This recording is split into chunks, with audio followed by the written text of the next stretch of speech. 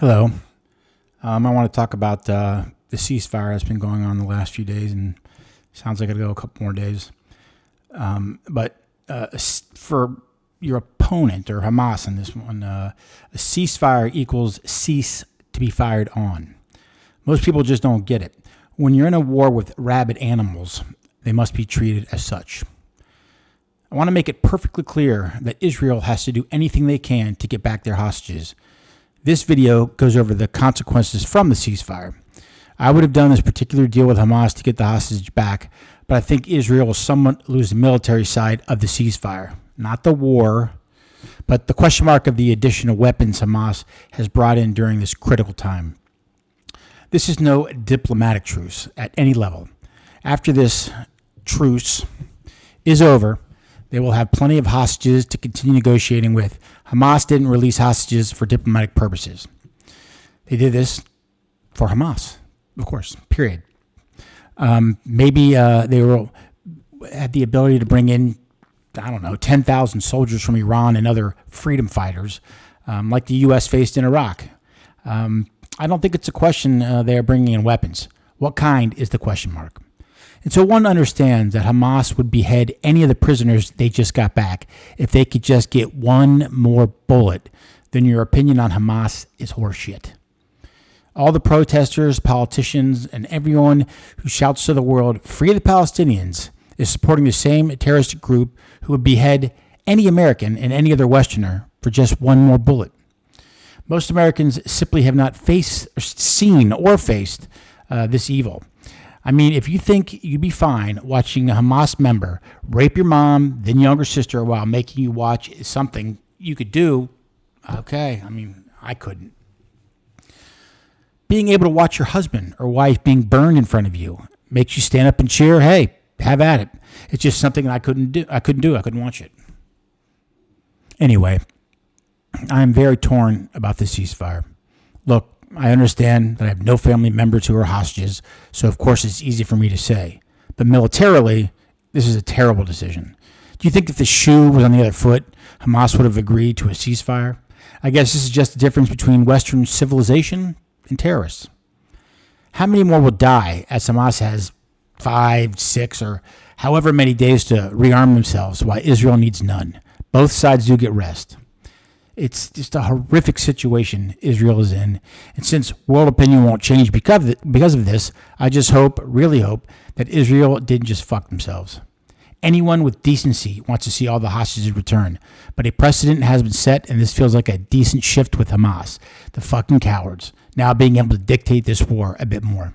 Furthermore, I might feel more comfortable if anyone from the IDF confirms my mantra of this war, and that is, Israel cannot and will not leave Gaza until Hamas is completely and utterly eliminated. Not defeated, eliminated.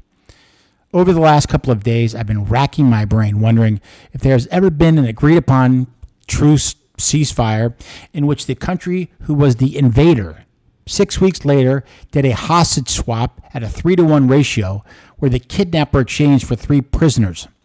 Anyone needs to explain this to me. How, what, where, when, why this is an insane agreement that was hammered out. Why doesn't or hasn't Israel kidnapped 240 Palestinians and simply do a one-for-one exchange? Would Hamas do a one-for-one exchange? I actually laughed when I typed it too.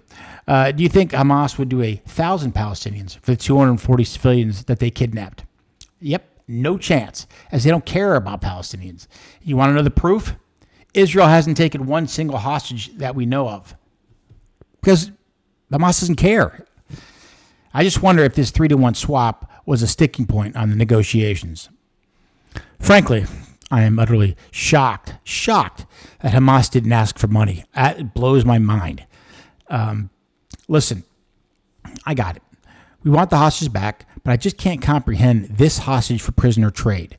I understand Israel has a high probability of killing some of these prisoners they exchange within the next couple of weeks, but I can't find anywhere in history where this type of exchange has happened. If it was, maybe 1, 2, or 3 civilian hostages, sure, make the exchange at any ratio you want. But not only is the ratio ridiculous, it slows down Israel's momentum on doing the one objective that they cannot be forgotten: eliminating, eviscerating, and completely destroying Hamas. 100% gone. Gone. Gone. By the way, some of those babies that were exchanged for the 3 fucking prisoners each will not be able to go home as their parents, brothers, and sisters were tortured and murdered. Everyone, and I mean everyone, seems to forget that Hamas took them hostage. But hey, world, Israel's just the bad guy, right? Watching this war unfold that again, Hamas already knew what Israel's response would be. Can someone please explain to me why there is such an overwhelming need for humanitarian aid in Gaza? I ask this question as I'm not against bringing in humanitarian aid, but isn't this reason pick a number, 10,000, that the government in Gaza, Hamas, spends virtually nothing, I repeat, nothing, on the people who elected them? Why is Hamas starving its own people? Hamas had no provisions for food and water for its citizens. The answer, of course they did.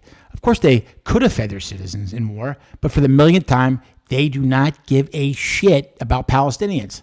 They're people. They don't care. By providing access for food and water would have taken money away from IEDs, weapons, or enriching the leaders of Hamas. They do not care about Palestinian deaths. I mean, think about it.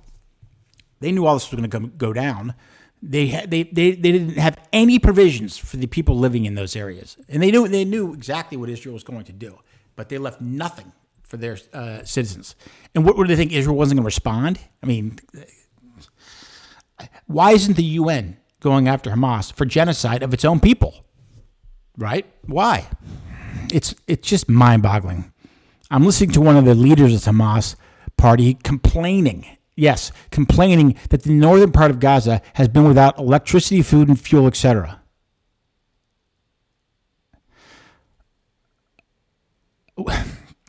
What in the fuck is he trying to get at? Having this asshole try to justify Israel responding to being attacked is just freaking nuts to me. Unfortunately, as we've been seeing in the U.S. from protesters who agree with this clown, really concerns me where the U.S. is heading. There is just no accountability or forgotten accountability on this entire conflict. It's utterly amazing to me how Israel gets attacked, unprovoked, then turns into the bad guy within 72 hours. Anyway, here's where I'm at. Any fucking comments that comes out of Hamas or a protester's mouth in the United States is irrelevant.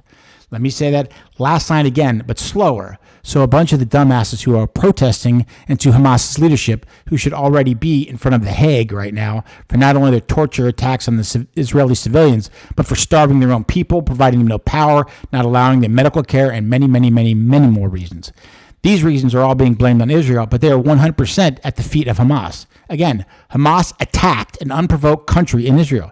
Had this happened to any other democratic country in the world, Hamas would have been a parking lot in a week, and there would have been not one fucking protester lining up saying a word.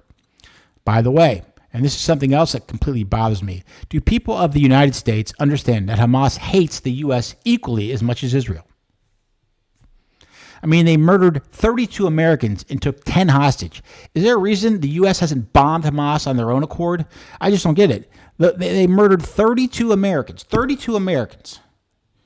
And there are people in our country celebrating this. How about this scenario?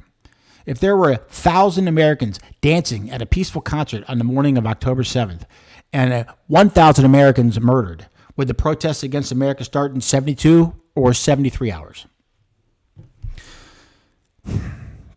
The protesters, pundits, and politicians completely baffle me in this conflict, as I've never felt the need to protest to show support for people that want to kill me. Those who protested are a lot more open-minded than me for having the fortitude to align themselves with the government who promotes rape, decapitation, killing children, taking a 6-month-old hostage, burning people alive, murdering and jailing homosexuals. Yeah, I guess I'm pretty closed-minded on this. Although maybe I should take some courses at Columbia or Harvard and have those professors teach me about acceptance and justifying the killing and torturing of civilians.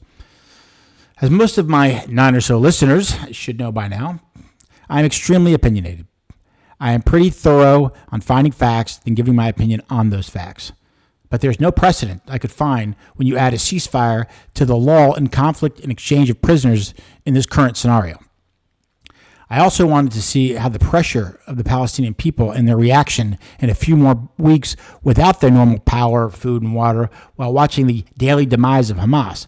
Would they start slowly revolting and help out Israelis with information on tunnels and where these assholes were located? That's the pressure that's this lull slows down. What a mess. Well, at least this allows the annual condemnation on Israel for a couple more months, as they receive every few years. Even with 1,200 tortured and murdered civilians, rinse, repeat. To the moronic, low-esteemed, ignorant protesters, well, you guys can go f*** yourselves. Thank you.